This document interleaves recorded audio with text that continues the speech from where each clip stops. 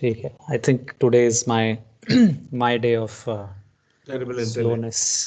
No, I don't know whether it's the internet or okay. Can you guys see? Yeah. Okay. So, Jin, you want to start, or should I start?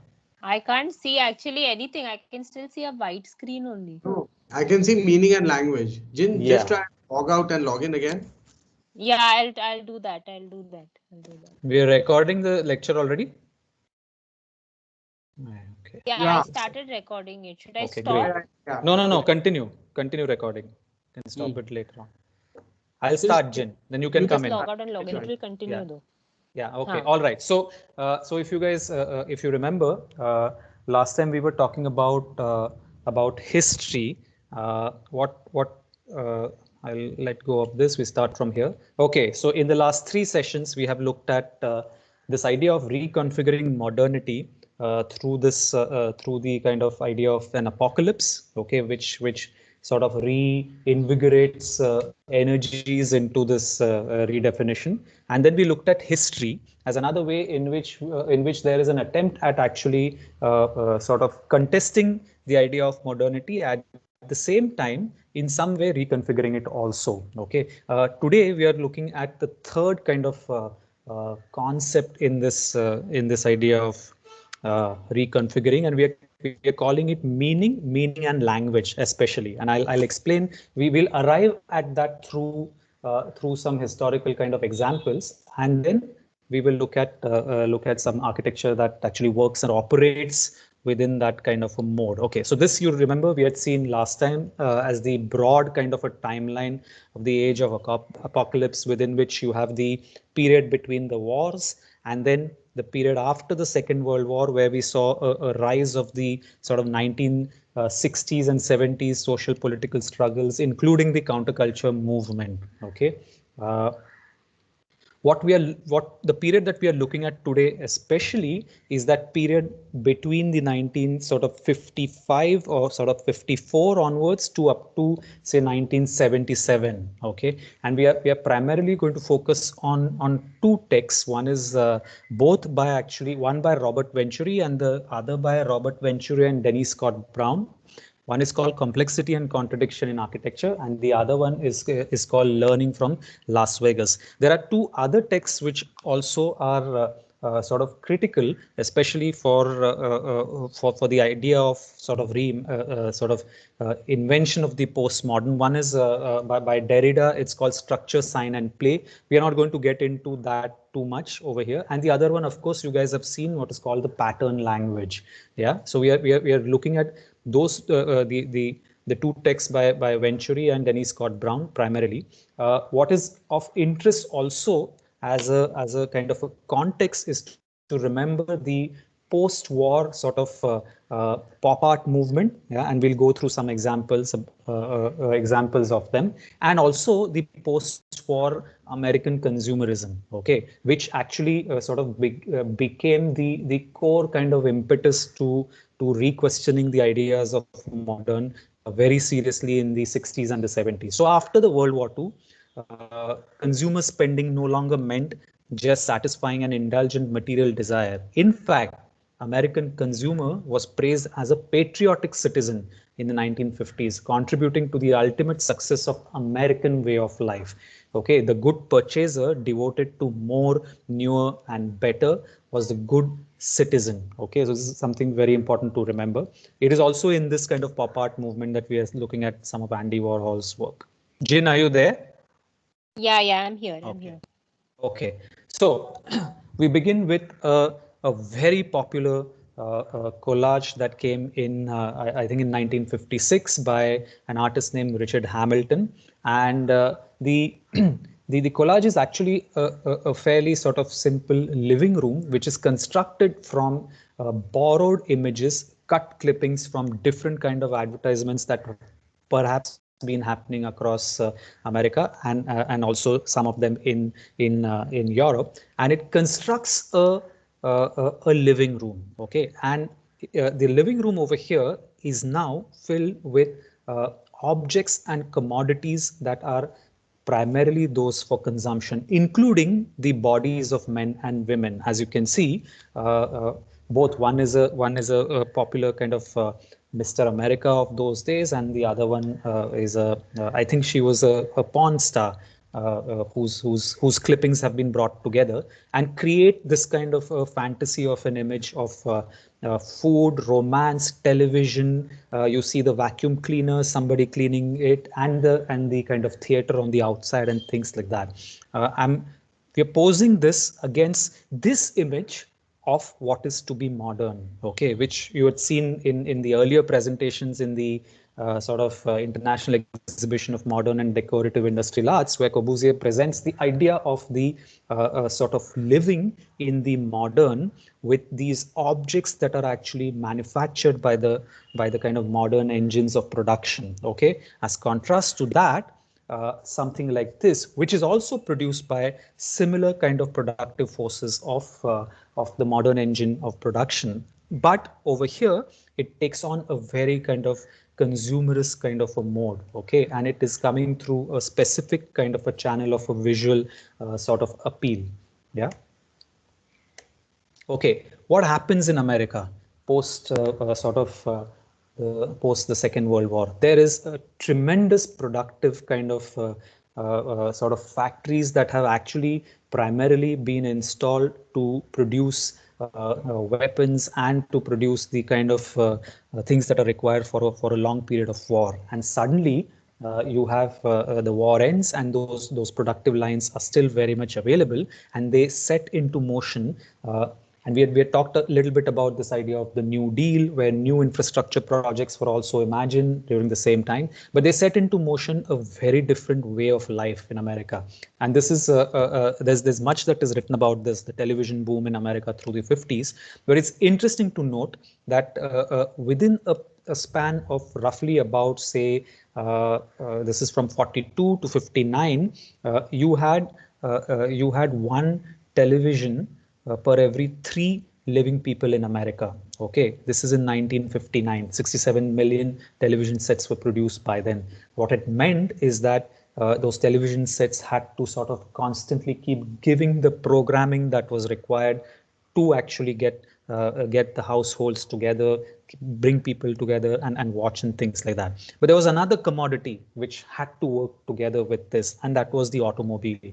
It's phenomenal that both the television and automobile in many ways have the same rate of sort of consumption. Okay, over here a total of around 58 million cars were produced during the 1950s decade only, and that meant that almost one new vehicle for every 3 living persons of all ages. Okay, this is the kind of increase of the or the rate at which the American consumerist boom was continuing. But what did it do to the space that people were living in? What did it do to the cities? And here's an example of this is a place called Levittown in New York, and a suburb. Okay, and this was the new kind of a dream.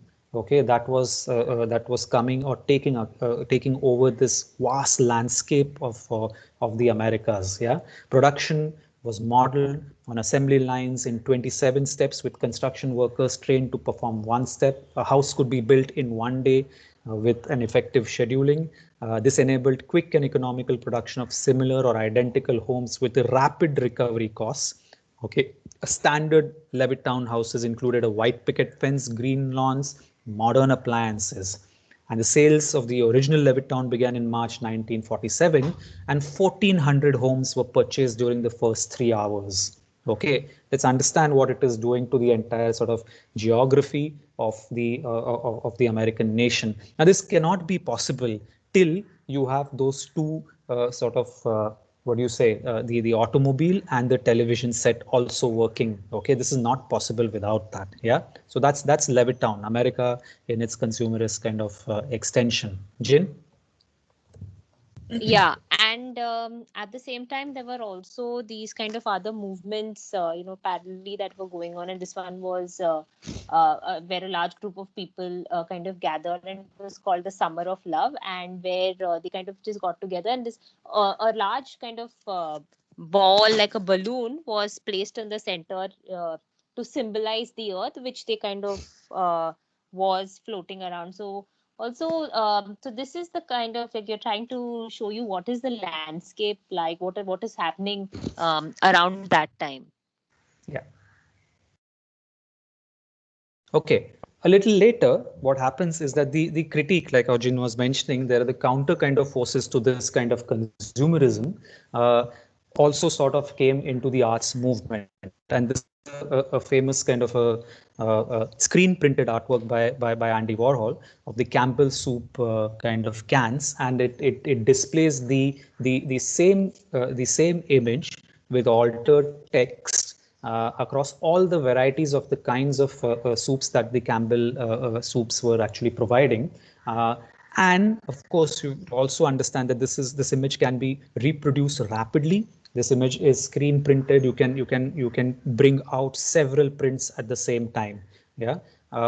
The other image which became very popular was the kind of Marilyn Diptych, yeah, and it's interesting to note that this was actually made after she, I think 5 weeks after she died, is when when Warhol actually found a kind of an ad clipping from another movie of hers that was shot in Canada, and took that, and he in fact reprinted he reprinted this image over and over with variation. And what happens? So Warhol's depiction of women and starlets explored the relationship between consumer society, fashion, fame, sensationalism, and death. Through this distinctive style of work, Warhol referred to a society in which individuals were seen as mere products rather than human beings. This act of printing and painting in several variations allowed Warhol to play and explore a range of graphic possibilities that the single image of Marilyn could produce. Warhol demonstrated his extraordinary use of color by adding day-glow colors and metallic paints that were not commonly found in contemporary art, which further helped it stand out. The 5 rows of the Diptych resemble movie-like strips that acknowledge her status as icon. The repetition of her image symbolizes mass production, while the Diptych style used in the portrait was inspired by the Byzantine icons of Christian saints. By placing Marilyn Monroe's portrait in the Diptych, Warhol was commenting on the saint-like nature that fans assign to celebrities, which in turn causes the public to approach celebrity with some sense of holiness and immortality. Okay, there is an entire sort of visual language that is now starting to take control, okay, over what you're seeing, what are the meanings that you are establishing, and what are you actually consuming in the process. Yeah, and Warhol's entire work was in many ways a critique of that kind of sort of existence. Yeah. Uh, this brings us to the question of what happens to language itself, and especially what happens to the visual language. Okay, if language is a structured system of communication used by humans consisting of sounds or gestures. Some languages have written representations composed of glyphs that encode sounds, syllables, gestures, or meanings of languages or combinations of those. Whereas visual languages in that sense could be a use of images to communicate. Okay, increasingly with the use of with the kind of ever pervading television screen sending visual images into your living rooms. Okay, a completely new way of language is starting to establish within every household in the Americas. Yeah, Jin. Uh, Okay, so continuing from what Shirish spoke about earlier, so this brings us to the term semiotics. Okay, and semiotics comes from the Greek word semion, which is a study of signs and texts. Okay, and which is to say that it is a study of meaning, communication, interpretation, and significance. Okay, and so this semiotic, Shirish, could you go to the next slide, please? Yeah, I'm on the Okay, next. so this was so it was given it by this person called Ferdinand Saussure, who was a Swiss linguist. Okay, and he so this idea of he the thing he studied was something which was called as structural linguistics, and his main contribution was this was what he kind of said about language itself. And he said that there are two parts, okay, which he calls langue and parole. Okay, so where he says which is language, is like the abstract and like the invisible layer, while parole, which is speech, is the actual speech that we hear. And a sentence that he kind of what he kind of famously said was, it's the language essentially is a system of signs that expresses ideas. Okay, and he's saying, so this is a semiotic system or a semiological system. And but he also says, in addition to that, what he also said was that language is a social phenomenon, where it Hmm. a social phenomenon is that because we belong to a particular community, we understand what the other is saying. Okay, so there is a commonality of some kind, and we understand each other's language. And here, language is first about kind of being human beings, and things like that. To break it up further, there are three important terms that he gave. Shirish, could you go to the next slide? Yeah, I'm on the next. Okay, and so in the study of semiotics, the three important terms are the sign, the signifier, and the signified. Okay, the sign means anything that conveys meaning. Okay, and how does one, and there, because it's this relationship between what is being signified and who is the signifier. Okay, is the way in which we are able to read that. Hmm. Okay, so the signifier is something that gives meaning. Okay, it could be a word, it could be an image, while signified is the meaning, and that is what is evoked in the mind.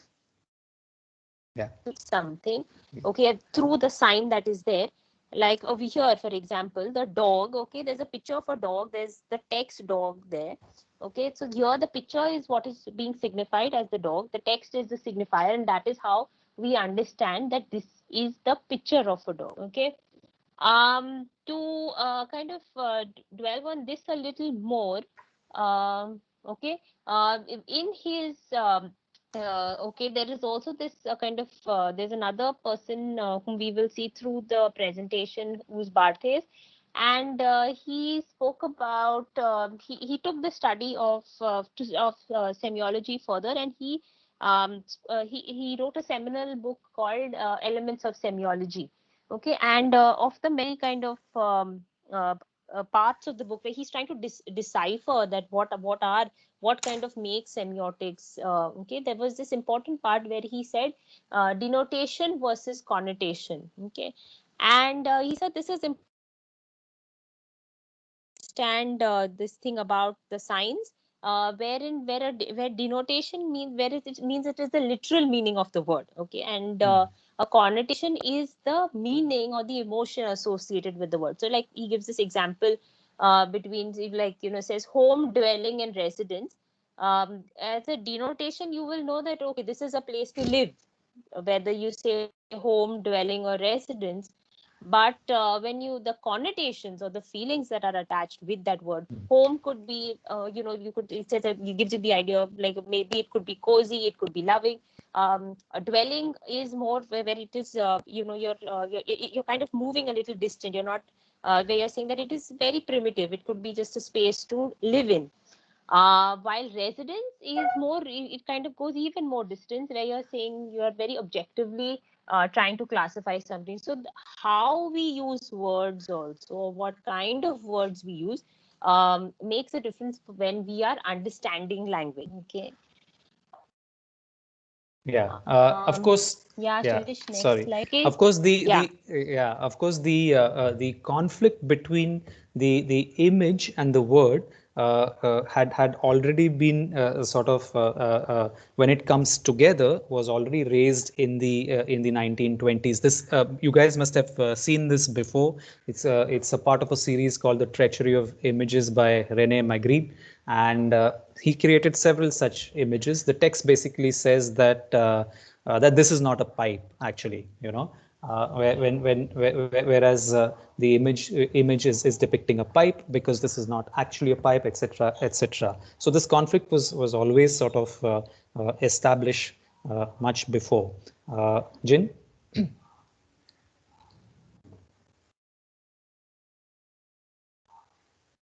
Hi, Jin, are you Also, there?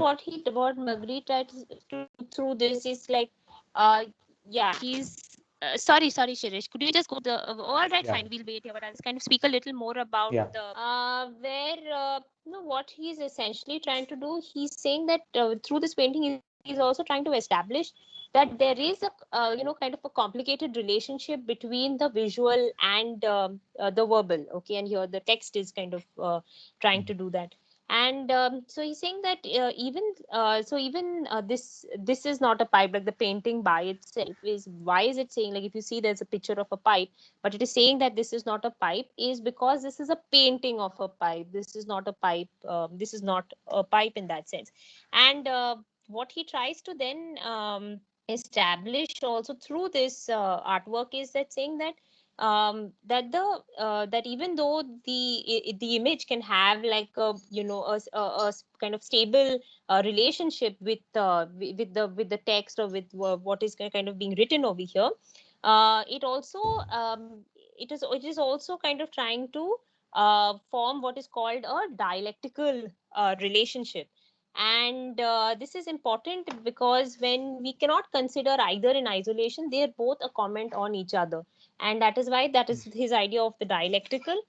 And he says what he's also trying to highlight, I think, is that that this idea that an image like I was saying a little earlier, that the image of a pipe is not the same thing as the pipe itself, or even the letters PIPE, which stands for pipe in that way. It is only a representation. Okay. And this kind of removed from what we would call like a referent. Okay, the object where it like the object, then how do you read it? What is, so it's for him like the dialectic is important. And you have to, and he's saying that you cannot see the world like saying that that there, anything can be kind of seen in isolation. They're always seen as against something. It is always seen, and that is why the assertion of the dialectic and the perspective, and it is only a representation in that through which we are in this Shirish, can you go to the next slide? Yeah. Okay.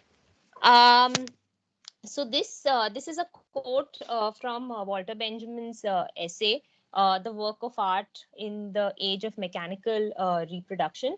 And here he discusses a shift in perception, and its effects in especially because of film and photography. So he says that can he's like I think he's asking questions like, can there be a universal perspective in the first place, or how do we perceive these things? Because uh, things like film, like, or other media like a film and photography was able to reproduce an art, reproduce an image. Okay. And so art was then now being kind of reproduced. And so he's saying what happens for it. And he's particularly looking at he's calling them like mechanical reproduction, and he's saying that there is this loss of something. And this loss is actually like the originality or the authenticity. Okay, because it is not the same thing anymore. It is a reproduction. And in this reproduction, what happens is that the original, okay, is then kind of moved into what we could say as the mythological place. Okay. And and then if we look at that, through this perspective, then are we kind of able to look at it through these new meanings that we are forming? We can, because it is not the same thing anymore. It is only a reproduction. So then what is this kind of mythological space then? Hmm? Um, Shirish, can you go to the next slide? Yeah, I'm on the next gen. Okay. It hasn't changed for me for some reason. Okay. And so also Barthes writes another book called Mythologies. Okay. And if you see the meaning of the word myth, okay, the dictionary meaning of the word is, the myth means but false belief. But see the way Barthes defines it, and he says myth is a type of speech a system of communication, and that is a message. So he's like saying, and it comes from the Greek word mythos, okay, which means word, speech, or story. And in this, so what he's essentially trying to say is that everything can be a myth, okay, provided that it conveys some meaning or message. And what happens in a myth is he takes kind of Saussures' work ahead, and he says that there is a second level sign or a second level semiological system. Okay, because what he says is that myth takes these kind of existing signs as signifiers. Okay, and this could be through different things, which not only restricted to text or written speech. It could also be about pictures, cultural phenomena, etc. And things that which already have meaning, okay, but they acquire some additional meaning when they are used as myths. So the terms that he uses, in this book, he says the signifier in myth is called form. The signified is a concept. Okay, and then this makes myth is like a meta language. Okay, where because it is already using existing language. Okay, and it will create something more because it has like two kind of levels of signification or meaning, and that is why it is like meta language. So if in this diagram also, if you look over here, what Saussure was saying about language was just about the sign, signifier, and signified. But when Barthes kind of talks about the myth, he's saying that now the sign becomes the signifier that is being signified, and thus a third sign is being produced. Okay, so this is in a very kind of, to put it very simply, is that one sign system is built using another, and that is why you're kind of so it is you're kind of loading meaning into it.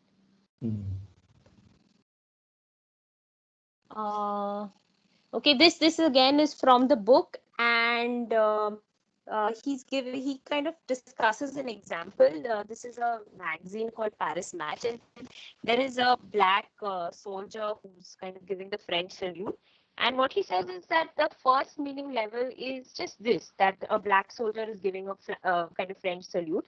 And that is expressed through the image itself, where this soldier is making a certain gesture.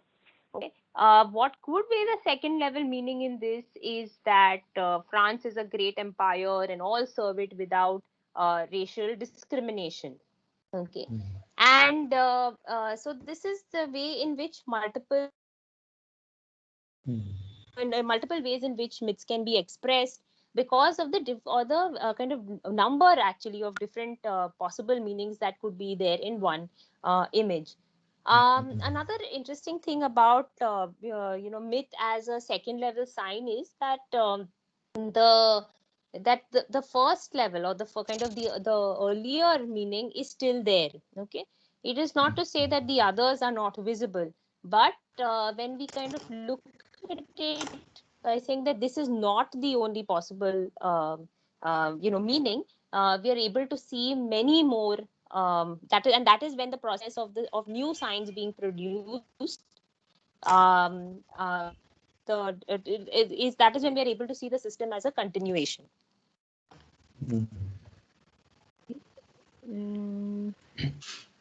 Yeah. So another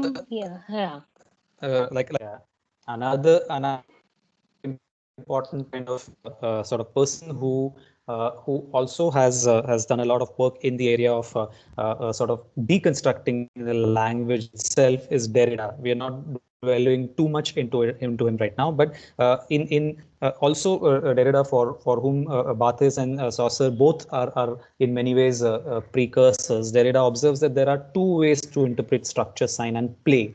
He brings in a third component, which is that of play. And when he aims to decipher an absolute truth, and when one is that you aim to decipher an absolute truth and avoid play, and the other affirms play. The first way was dominant throughout human history, and the second is only emerging now. And play is possible if we can forgo our need for truth. So where where Derrida, in fact, at that point of time was insisting that there is a completely new way in which you can start imagining a language, and that is post what is called structuralists in many way. Okay. Yeah. All right. So that brings us to. Sorry, have we gone fast into it, or should we continue? We'll see the work and come back to the discussion. Is that okay? Need some response, guys. Yes, yes. Respondents. Okay. All right. Yeah, we can. So that brings us to the question of architecture, and primarily we are looking at these two texts and works of both Robert Venturi and Denise Scott Brown, separately and together. This is written in 1966, around about the same time when questions of language became very critical to philosophy as well as works of art. Okay, so in his book, in this book was written primarily by Robert Venturi himself. He says, I speak of a complex and contradictory architecture based on the richness and ambiguity of modern experiences, including that experience which is inherent in art. I welcome the problems and exploit the uncertainties. I like elements which are hybrid rather than pure, compromising rather than clean, accommodating rather than excluding. I am for messy vitality over obvious unity.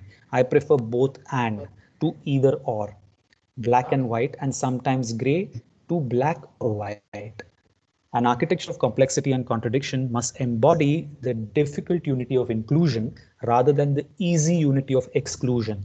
This is the lesson we must keep in mind above all else, be it in terms of architecture or not. So that was his fundamental kind of thesis and almost his manifesto, in this book. But what are the questions that he asks in the book, which are very, very intriguing, because each of these chapters that he outlines are in fact in many ways questioning the very core kind of modern architectural diktats. Yeah. For example, the first one is the manifesto, where he outlays this the lines that I had put earlier.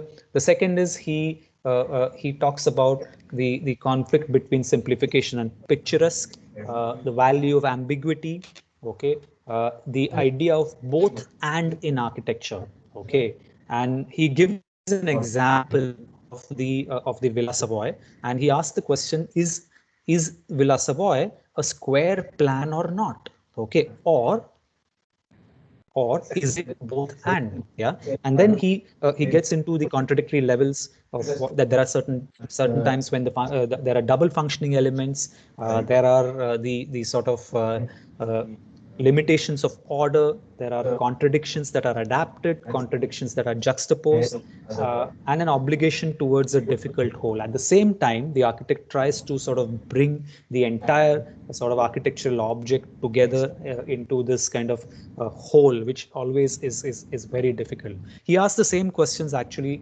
with reference to Shodhan House also, and he says Villa Shodhan is closed yet open, a cube precisely closed by its corner yet randomly open on its surfaces. Okay, so it makes a case for, by the way, he does not only look at modern architecture, he also looks at classical architecture to actually find some of the sort of references to make his thesis and the components of his thesis alive. Yeah, and then he goes on to make a case in point on the nature of spaces and what are the communications that the spaces actually bring to us. Okay, so here there are two images. One is the Piazza San Marco, okay, and the other is that of Times Square.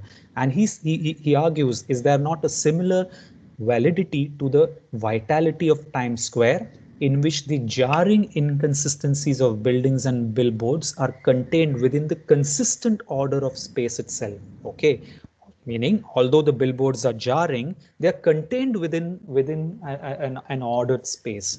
Okay, it is when the honky tonk spills out beyond the spatial boundaries to the no man's land of road town that it becomes chaos and blight. Okay, so he's looking at that he's saying that the vitality in Times Square is very similar to that in the Piazza in San Marco, both having their own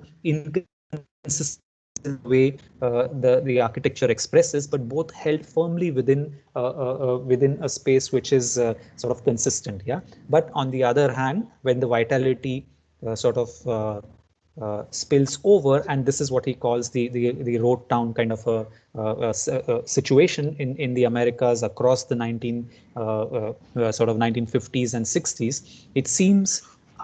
It seems our fate now to be faced with either the endless inconsistencies of Road Town, which is chaos, or the infinite consistency of Levittown, which is boredom. Okay, and one of the main kind of the book ends with a claim that that there is boredom in most of these kind of perfected straight kind of alleys and monotonous kind of architectures that are coming up across the whole of America.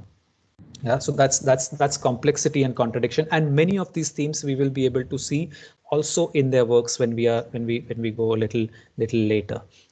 The second work is comes a little late, I think in 1972. Okay, it's called Learning from Las Vegas, and the story of Learning from Las Vegas is very interesting. Actually, between the two works is where Robert Venturi meets Denise Scott Brown. Okay, she is a widow who has moved to UPenn, where he is also teaching at that time, and she happens to be in the same room with many other teachers at that time who had decided to, in fact, demolish a very important historical structure at UPenn because just that's what modern architects do. You know, you build new things, right? And she was responsible in actually saving that building from destruction. But Denise Scott Brown is also someone who is heavily influenced by the entire pop culture from 1950s and 60s, and she in fact moves to Yale, and they take a studio. They conduct a studio from Yale with 13 or 14 students and go to Las Vegas. And she brings Venturi to Las Vegas and says that it's not enough to just say that this is just a road town, okay, but there is something over here that is actually working.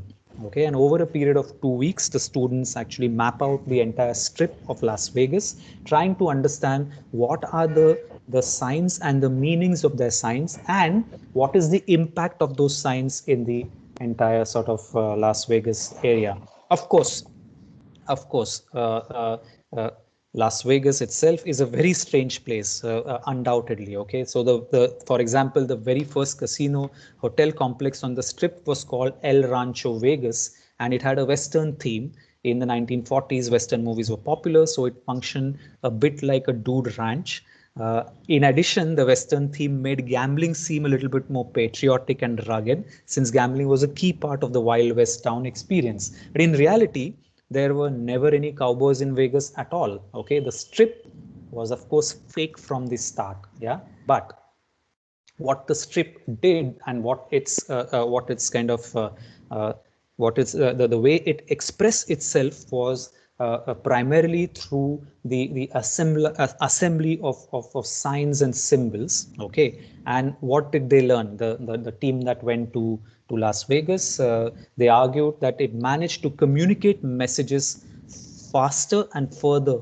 For instance, in Rome. Okay, so they're much faster and further in communicating messages. Signs were the new arches, and neon the new mosaics for the age of the car. Okay, they were primarily sort of in many ways signs and symbols and architectures meant for the new age car. They wrote that the mechanical movement of neon lights is quicker than mosaic glitter, which depends on the passage of the sun and the pace of the observer and the intensity of light on the strip, as well as the tempo of its movement, which is greater to accommodate greater spaces, greater speeds, and greater impacts that our technology permits and our sensibilities respond to.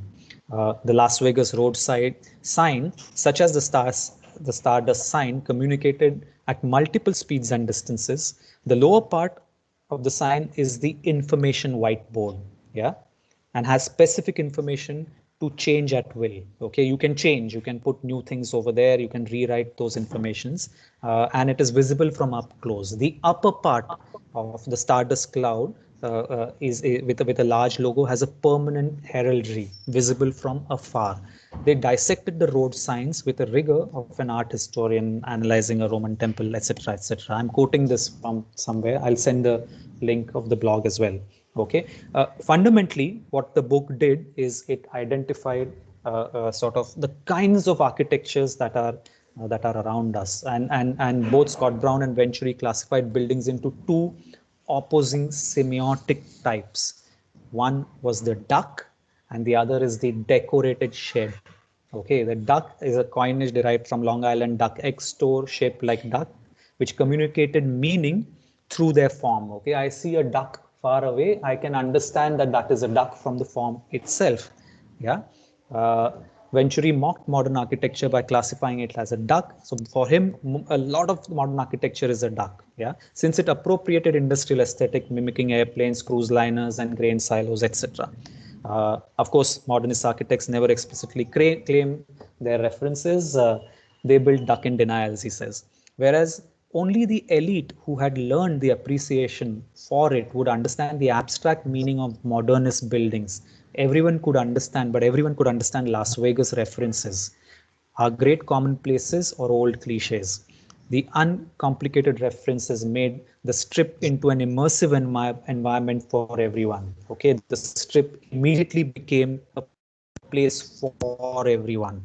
Okay, inclusion and allusion aspects were there. The ability to engulf the visitor in a new role for 3 days. One may imagine oneself a centurion at the Caesar's Palace, a ranger at the frontier, or a jet star at the Riviera, rather than a salesperson from somewhere. Okay, so that's their fundamental argument, architecture into these two components. And they went on to actually sort of do a kind of a broad spatial analysis of the strip itself and comparing it with the various sort of architectures across the world. So Versailles, the English Garden, the Broadacre City, which is Levittown, the kind of signs, scales, and symbol, and their relationship with speed. And they argued that this is something that works very well for a place like Las Vegas. Okay. All right. Now we look at some work. Is this Rohan? Is this okay? Are Yeah, we I think going? it's okay. I think that they will hopefully ask some questions so we can revisit some of these ideas.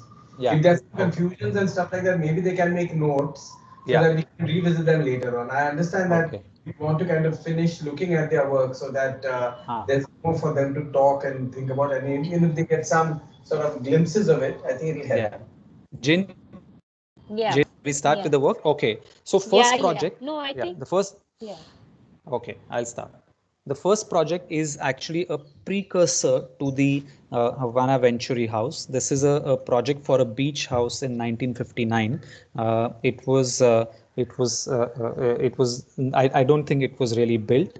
Of course, you can already see that there is the sort of expression of the central fireplace. Okay, but the kind of assembly is towards creating a visual impact on the outside as a statement, as the elevation of the house. Yeah. This, Jin, go ahead. This, of course, is the Vana Venturi house built in between 62 and 64. Yeah. Yeah. Yeah. Jin. And you continuing from what we just saw in the previous slide. Okay, again, the image of the home is tried to be like, if you kind of remember the way you drew homes when you were children, you drew a house. Typically, whether we lived in a sloping roof house or not, all of us kind of drew this sloping roof, a chimney, and this the house was this kind of flat facade. And I'm sure you all must have drawn, because I mean, I drew it that way. I'm sure you all must have drawn it in a similar way. There's one door and windows on either side.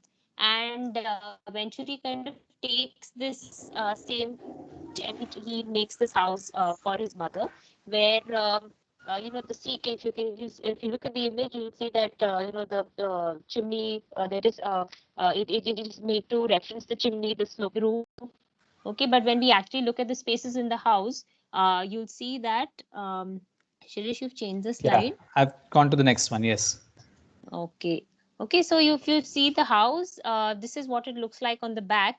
There is a clear, if you look towards, if you can see in the front portion where that kind of like it's almost like, and it's the elevation is expressed very clearly. You see how it kind of comes beyond the walls to if you, it's only when you go towards the back, when you turn around, go into the back, you'll see that the elevation is expressed separately, while the spaces then how they kind of are laid out, which we'll see in the so this is also done because this house is in this district, which is this it's a very it is a historic district, and these are the kind of houses that are there. So taking that kind of visual imagery also from where this house is located, he decided to kind of play with this, like saying that how does it fit within this, like what is this idea of the house. But when you look at the plan over here, okay, you'll see like the beach house earlier, the fireplace is the central portion of the house, and it kind of becomes so everything around everything is organized around the rooms. The center, the fireplace is placed centrally, while the other rooms, which is the bedroom, the living room, etc., is all centered around. When you go to the top, there is only one room at the top, and if you can look, you'll notice it here in the section. Okay, this is an image of the living room. Okay. Jen, what I Yes. find interesting is that for him, the living room is filled with objects of different times and generations. You know, it's not it's not that same kind of living room which was imagined in the kind of European Corbusier kind of imagination of a home, but it in fact collects items. You know, it collects artifacts. So I find that fascinating. That is a very, I agree with you, because otherwise there is always like the idea, especially for architects, there was always the idea of designing everything, like because so everything had to be functional. Like the idea of also functional is everything is designed, including the furniture. While here the home is also seen like an accumulation of all these different objects through years, things like the idea of also memories being kind of housed through these pieces of furniture, objects, etc. And that is why they take on, they're not it's not really designed to belong to any particular time, or designed to kind of fit in with the rest of the house, or the way the house is the architecture of the houses. And so we here this is the staircase, okay, which is kind of just pushed in behind the fireplace, and a very interesting one. You see that it kind of becomes narrow and wide as you walk along. And to access the room which is on the first floor. Okay, and this is the space at the top where where you have these lot of punctures which kind of which you could see in the earlier image as well. Okay, it's an amazing sunlit space with all light coming in, but all with these punctures, which also gives you a view of the landscape that is around. Yeah. Yeah, the second project is a fire station, and it's called fire station number 4. Again, the same the same kind of sort of expression through the elevation as the fundamental kind of architectural kind of response is at play. If you look at the elevation, it's fairly clear, and you have the large kind of symbol saying fire station 4, announcing to a much further distance the fact that there's a fire station, etc. Fundamentally making architecture sort of perform its sort of communicative role in the entire landscape of the city in many ways. If you look at the back of this fire station, it is actually just a simple shed. Yeah, it does not claim to be anything more than the shed of the fire station. So this architecture Robert Venturi would call the decorative shed in many ways. That at the back is just a shed, but it's the front that creates the facade that speaks to the audience and in many ways, or the viewers or the people in many ways. Yeah. Yeah, Jin, go ahead. No, Shirish, you take it. Okay. All right. So the second project, the project is called the Children's Museum in Houston, which is built. Actually, another interesting thing about this is that it is built very close to the Fine Art Museum in Houston, built by Mies van der Rohe. Okay, and Venturi was very conscious of the fact that that he's putting a children's museum very close to this building, and he was uh, of the opinion that this needs to attract the children especially, and it cannot be, it absolutely cannot be this kind of in his opinion, a banal a box. Okay, it had to have a little bit more going, and he's quite playful in the choice of the large kind of columns and the base, almost, of course, also a critique on the kind of Greek column and colonnade itself, but at the same time, I mean, turning them into these the colonnade being turned into kids with their arms. If we go a little bit further, we'll see the the plan of the museum. The museum sits on a corner, and it utilizes the corner as its main expressive kind of facade. And on the inside, the museum is very simply divided into two parts. So one part is actually the sort of lobby and the hall. Okay, you can see, and all your gift shops and your small classrooms get put towards one side, and the other side is the larger kind of museum exhibit spaces, including the auditorium.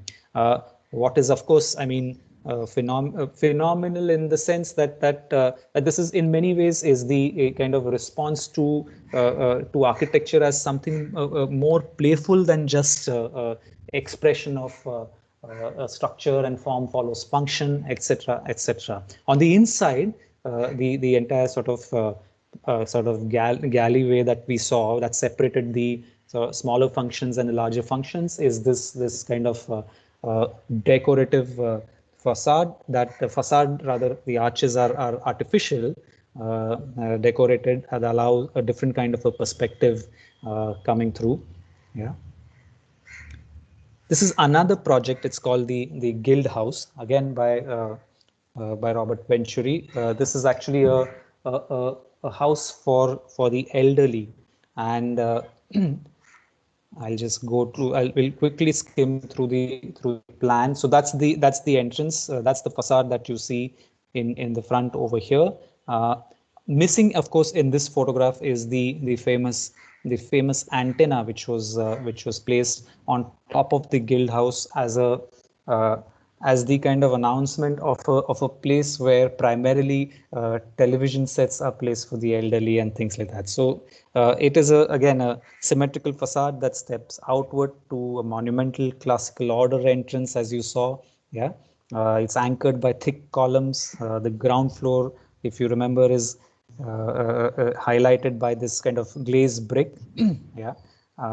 According to Venturi, the combination of latter two elements steps up a new and a larger scale for the 3 stories, where juxtaposed on other smaller scales of 6 stories demarcated by a layer of windows. Yeah, and a very large sign that announces that this is the Guild House, and a non-functional television antenna serving as both an abstract sculptural element and a literal representation of the inhabitants' chief pastime. Okay, so that antenna is non-functional. It's just a decorative element which is put over there.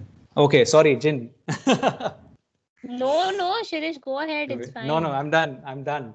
Okay. And then to just end the this presentation, we thought we could take a look at a few advertisements. This is a shot from the Tanishq ad, and also it's actually not just about the ad itself. It's about representation of how through costume. There are what is being kind of signified over here, that sari could, in this one, like for example, the sari is Hindu, is Muslim. Okay, or Shirish, can you go to the next? Yeah. Okay, or this kind of very this is about all the fairness screens. Okay, if you look at this advertisement also, it says fairness cream for men and for tough male skin. So how what kind of text is used, why, and to the man on the other side of the advertisement. While it, of course, there's a lot of people against these fairness creams, but if you look at the next one, which was a fairness cream for women, does it move to the next? Not yet. Not yet. Yeah. I can't see. Yeah, okay. McDonald's. There's one image that doesn't it load. went Yeah. away. McDonald's. That Okay, one so image doesn't that doesn't image come in. which, yeah, that one image which didn't load was this fairness cream for women, and they kind of she went from being dark to light because of this image, and also yeah. how her smile changed. So in the earlier images, she's not smiling, but when she's kind of completely fair, then she starts smiling. And the image just has like these 4 different stages, and just the name of the fairness cream. That was all of it. No other text in the advertisement. And then, of course, this one of how signs again are used. So here again, if you see, there is nowhere is it written that this is an advertisement for McDonald's, but just looking at the letter N, how these shade palette is actually used, and it just says happy moving day, while the shade, like strips from the shade from the color palette, is actually used to create images what would signify French fries, a hamburger, or egg burger, I think. Yeah. Okay, that's the last one. All right. Yes. Cool. We stop. We stop. Does anyone have anything to ask directly right now? I see some hands. No, not yet. No hands.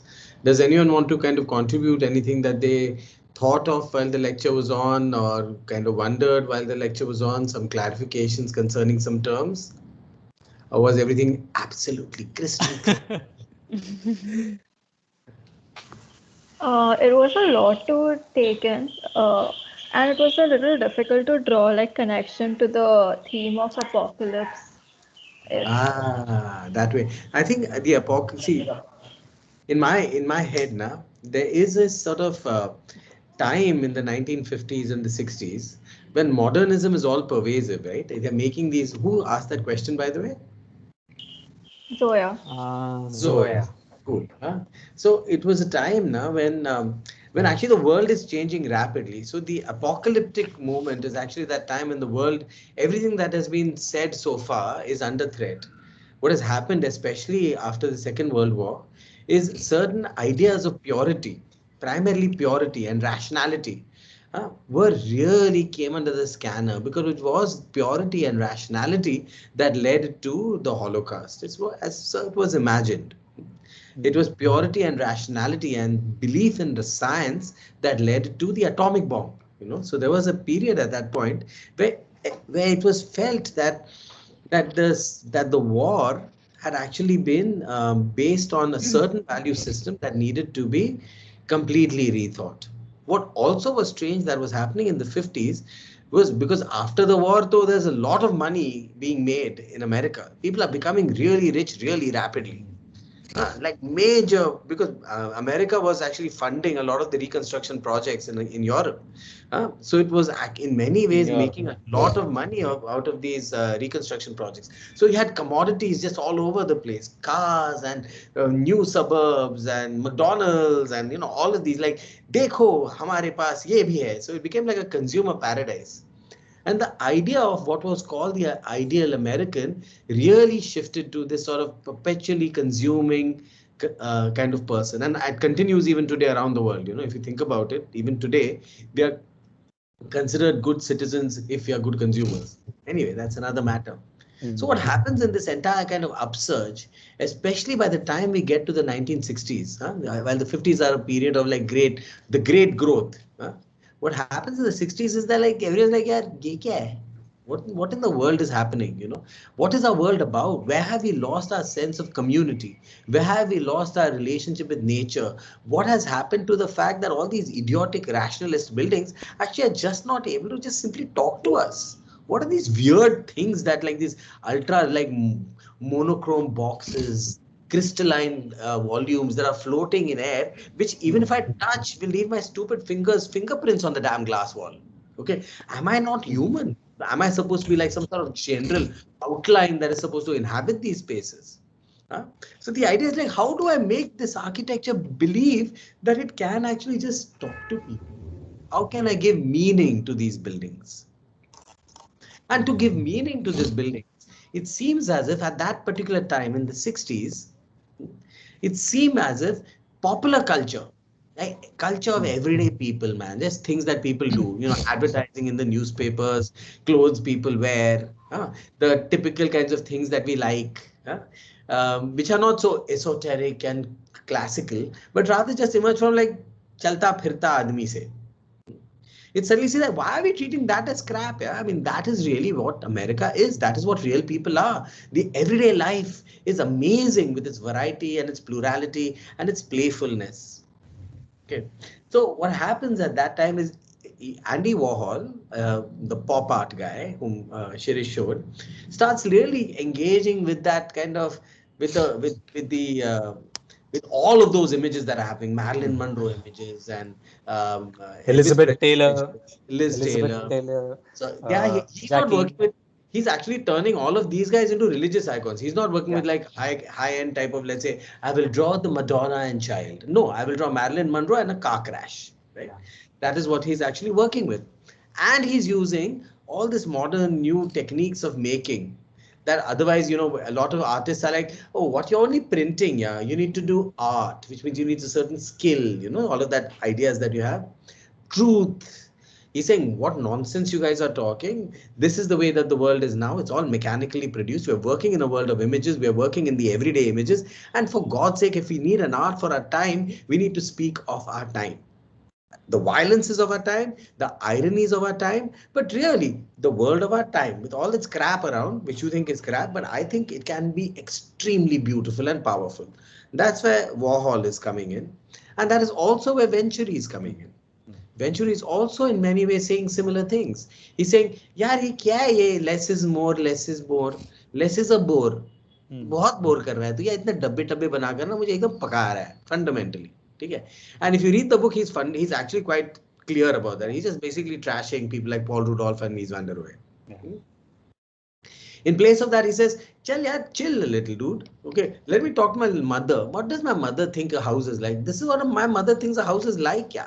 This is what a child thinks a house is like. Yeah. I understand that I'm an architect and all of these things. Fine, all of that is okay. But I still need to make buildings that can be communicating what they are to the people. I shouldn't make buildings that look like I am a museum when actually I might be, a chapel. If I don't know whether you've seen Mies van der Rohe's chapel in IIT Chicago, but fundamentally it looks like an electric substation and it's a chapel, right? It's one dabba. Okay, I went over there. I was like, yeah, chapel ka hai, chapel ka hai, chapel ka hai. Nemish tells me, I was with Nemish at that time. Nemish said, that's the chapel. I was like, yeah, ye to electric substation dikh raha hai. Genuinely happened. So there is really this sort of need that Venturi feels to be able to speak to people. And when you speak to people, you're talking to them, right? You're not talking down to them. You're talking with them. You're talking to them in a language that they know. In a language that they are also kind of they're being humorous. Right? You're like, it's a shared joke. Yeah, it's a wink, wink, nudge, nudge. Dik, ghar, ghar. Dik. Those boys are holding up. There's a little kind of playful irony, jokiness to the architecture. So architecture itself becomes a mode of communication to people, talking to people. So that's why the word language comes in. We talk a lot. I mean, I'm sure by now that this is the third year that you're in the school. I'm sure you've heard the word architectural language multiple times. Everybody says, what's the architectural language? So if you ask Venturi, he'll be like, what do you mean architectural language? Language is something that is meant to communicate things to people. Okay, so language can only be based on a context. And where do meanings come from? Language is about words, no? Words about meanings. So semiology becomes an interesting way for us to think about how meaning is constructed. How do societies give meanings to this object that is in my hand being called a spectacle? Why is this called a spectacle? When I say the word spectacle, does that mean the same to somebody in, I don't know, rural Egypt? Huh? Right? So what happens is that the entire semiological argument is saying that there is a sign, there's a signified, like, okay, so let me put it this way. That's what Janella also explained. But, for me, I always use the example of a signal or traffic signal. Everyone says that traffic signal ka laal jo hai is a sign for stopping, right? Now, what is the signifier and the signified here? Red is the signifier object, hai na? Okay. What is signified is that I have to stop. Right? The sign is what connects these two together. The fact that when I see red, I become that I have to stop. Now, what happens is that not every country in the world is going to have the same relationship. Maybe in rural Egypt, wherever that place is, okay, red is the symbol for, I don't know, menstruating women, possible. And then that is a place that, oh, but it's a certain kind of cultural way in which the word that red itself, okay, has a certain symbolic relationship with space. So one has to also understand that languages themselves are based on certain, I guess you could say, arbitrary parameters. One could call a dog a cat in the word cat. Okay, brings something in all our minds because we have all learnt in one culture that the word cat means a particular kind of animal that need not necessarily be the same around the world. So what Venturi is actually working with is that he's working within a context using the signifiers that make sense for that particular culture. So when he uses that triangle for proof, okay, he's working with suburban America that has those sorts of signifiers that symbolize a certain kind of home. When he's looking at the Children's Museum, he's looking at that big fat pediment, which symbolizes a certain kind of institution, okay, within Northern America. When he's even making the fire station, that tower with that red brick that is used, that is referring to the fire stations that were built as simple barns that were done earlier on. So he's working with history, but he's not working with history the way that Aldo Rossi was last week. He's not interested in essential typologies. He's not interested in spatial relationships. He's not interested in anything deep. He's actually interested in surface. He's interested in surfaces. He's interested in the way that surfaces communicate. Okay. Unfortunately, in the entire modernist era, that idea that buildings need to speak was something that was forgotten. It was imagined as if surfaces of buildings were shallow. Okay. ये सब बाहर की सिर्फ decorate कर रहा है. Essential architecture ना वो डेप्थ में होता है, प्लान में होता है, लाइट और शैडो में होता है. ये हमारा सब आर्किटेक्ट्स बहुत बात करते हैं ना, फिनोमिनोलॉजी होता है कि मैं बैठा हूँ, मुझे फीलिंग्स आ रही, फीलिंग्स ना, like we are constipated or something. But according to Venturi, it's like, oh, please don't give me all your bloody Brahminical classical shit. You are making buildings for people. Let your buildings make sense for people. So, in a kind of really cool, sarcastic, ironic, pragmatic way, he's trying to make buildings that just speak. I mean, that's actually the long answer to your short question. Was that clear, or was that also garbled? It's possible. Zoya. Zoya. So Zoya, are you there? Are you still around? Yeah, I am here. Okay. So Rishiraj Pujari says that why don't we discuss failed buildings or failed architecture? All architecture is failed. Yeah. Very simply, that Yeah. what is not failed architecture and what is successful architecture? Rishiraj. On what basis do we say that this is successful as against good, okay, as against bad, and saying success? How do you measure success for a building? Rishira, it's your turn to speak. You asked. Okay. It should fulfill the people who live there, their उनके रहने के लिए सब कुछ अच्छे से ये होना चाहिए. So that's what ठीक the है, building. अगर 10 साल में वो मर गए तो क्या करेंगे और दूसरे लोग आ गए, क्या होगा? जो सक्सेस था वो फेलियर बन जाएगा. No, I didn't mean that. कि like मेरा So point ये था. what I mean is that, right? I'm asking you that question for that reason only, na? That what makes a successful building is very often based on the parameters one uses to determine success. So I could kind of take any building and use different parameters and make it a successful building or a failure building, depending on what I want to do with it. Yeah. There are some buildings that we enjoy for their spatial compositions, but they might not necessarily work very well as homes. On the other hand, there may be some incredibly well-designed homes that are just utterly boring architecture. वो भी हो सकता है. तो क्या कर सकते हैं? ऐसे एक singular parameter लेकर success और failure देना जरा difficult होता है. समझ रहे हो ना तुम? Yeah. That is usually the problem. So which is why also we try as far as possible to judge even your own design projects based on the process that you all have rather than the final product, because it's largely, and the final product, if it's well resolved, etc., those are the sorts of things that we do. We try and not, at least I try as far as possible, not to judge a project based on an aesthetic strategy, which I may or may not agree with, but try and look at it from the point of view of the questions being asked and the levels of resolution of that question, which is a different way of understanding what a successful and an unsuccessful project is. But Rohan, if we were to use Venturi's framework to actually look at the simple framework of what the architecture communicates, because I don't think that we do that very well, right? We don't do it at all, actually. No. We don't actually look at the external kind of communications that the building sends to the world outside. And I think Venturi and Dennis Scott are very much interested in finding those and in fact working with those also. Yeah.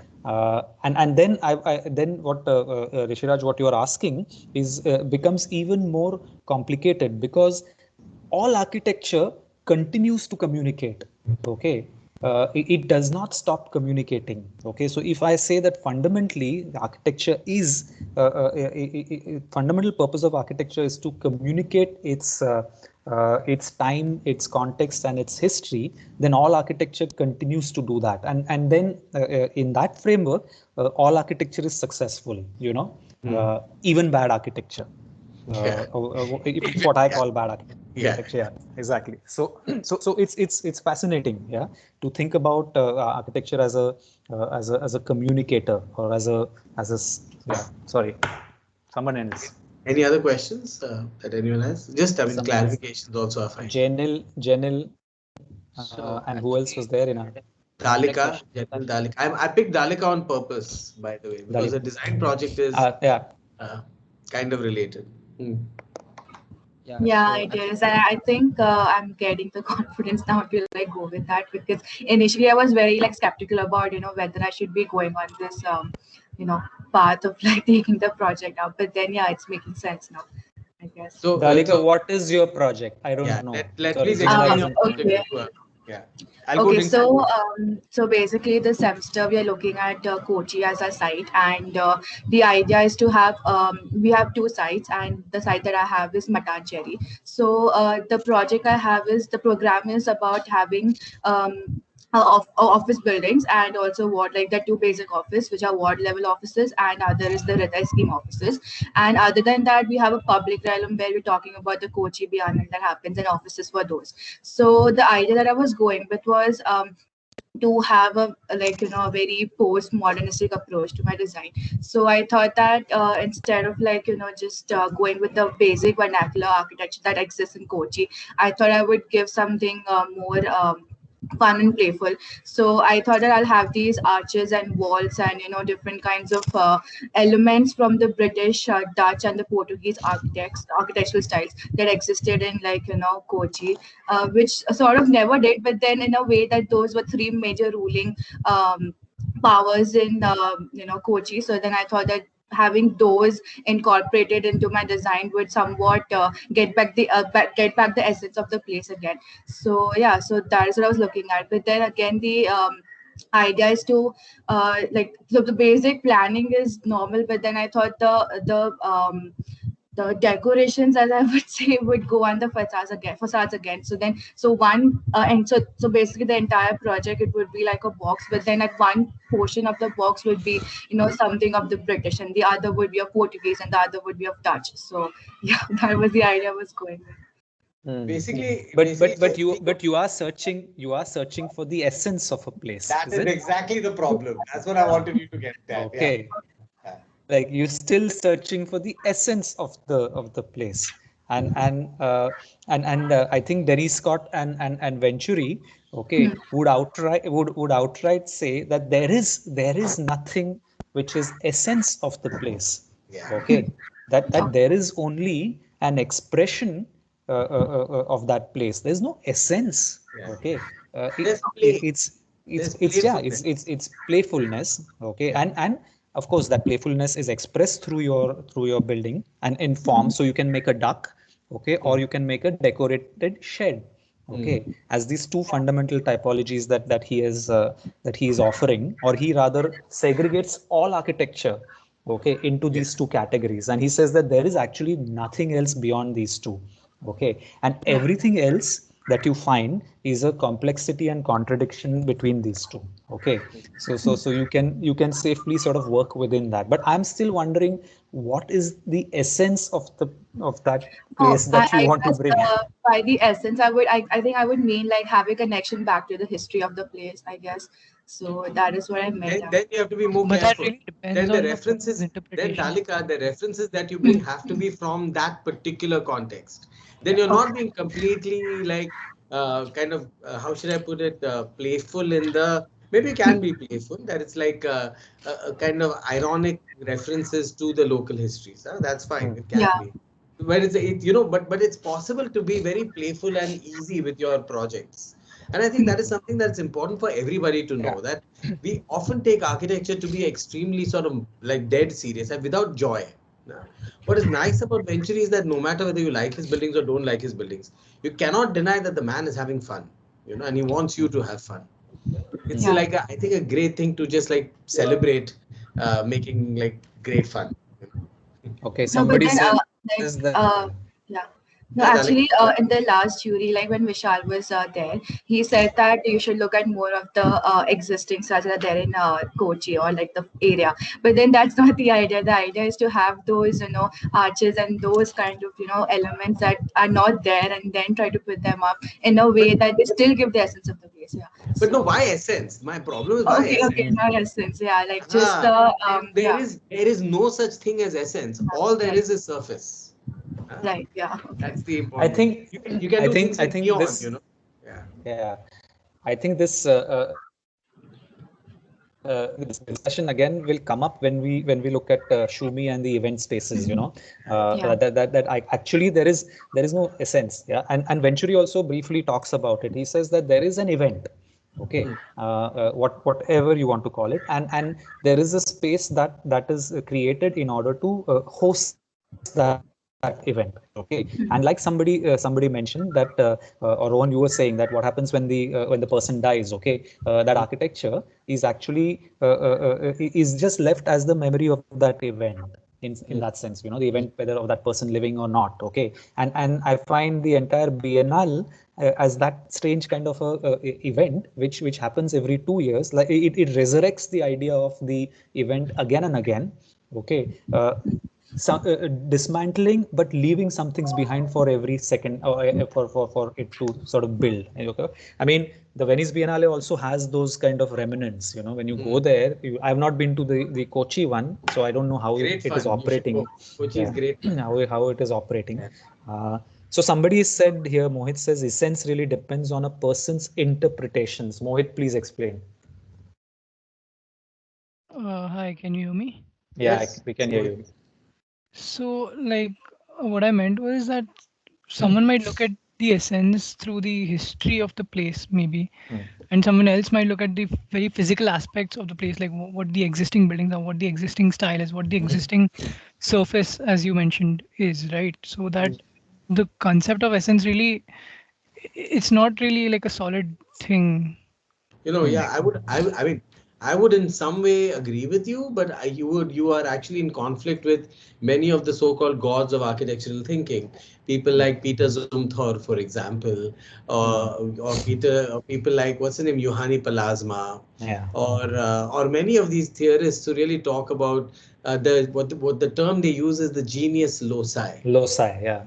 genius loci, which actually says that there is in a particular place on earth there is a fundamental vibration, okay, that cannot be replaced by anybody else, by any other place. That is the essence of a place.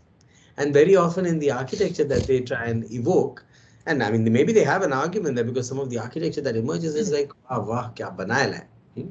But there is this idea that there's an essential energy that is in a particular place, a color, quality of light, the way that the breeze feels, the weight of the air, all of these things exist in a particular location, and that is the essence of a place.